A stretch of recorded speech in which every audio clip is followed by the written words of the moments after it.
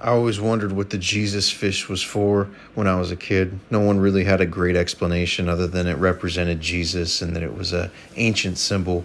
I found out that it was actually a pagan symbol, and it caused me to do some research. Seeing a lot of these symbols come from a Proto Sinaitic language that actually rooted a lot of the Egyptian symbols was a really interesting find on some of these. As you can see here, a lot of these symbols have root in this Proto Sinaitic language. Seeing the ichthys, or the Jesus fish, appear on quite a few of these, I began to research where this came from. And it's interesting because it actually has a story involved that is about a mermaid that came out of an egg that was pushed out of the sea by a fish. It's interesting because we see the gentleman in the fish suit in many of these depictions. Some note him as Dagon or Enki. You can see here some of the Proto-Semitic language and how it matches up with some of these pieces and the similarities of these pictograms in comparison. Now, this piece, it was really interesting how it was carved. You can see almost that it was burned into the stone. You can see here on this next depiction that it's clearly a sled with a jackal head. We see this very commonly with UFOs and other things. This piece is really interesting because you can see almost the catechus with the two serpents winding up the rod, the alchemical symbol often resembled of Hermes. And you can see one is resembled with water on the right hand and the other by the eye on the left hand, both of the all-seeing eye in the middle.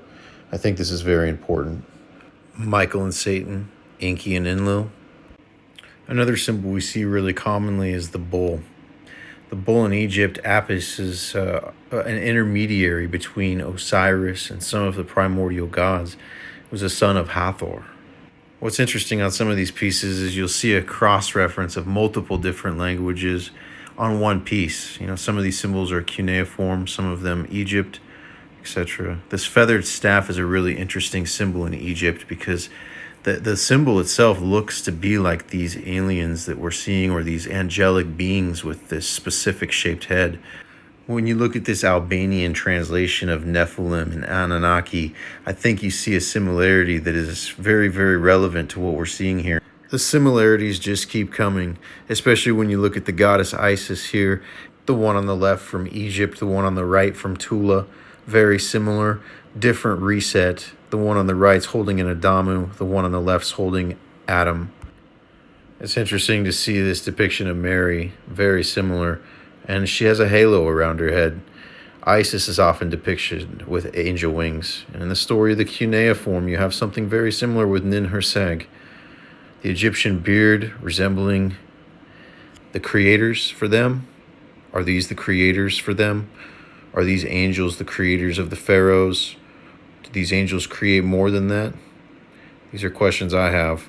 Seeing these languages, these birthing scenes, the tree of life, the passing of the pine cone.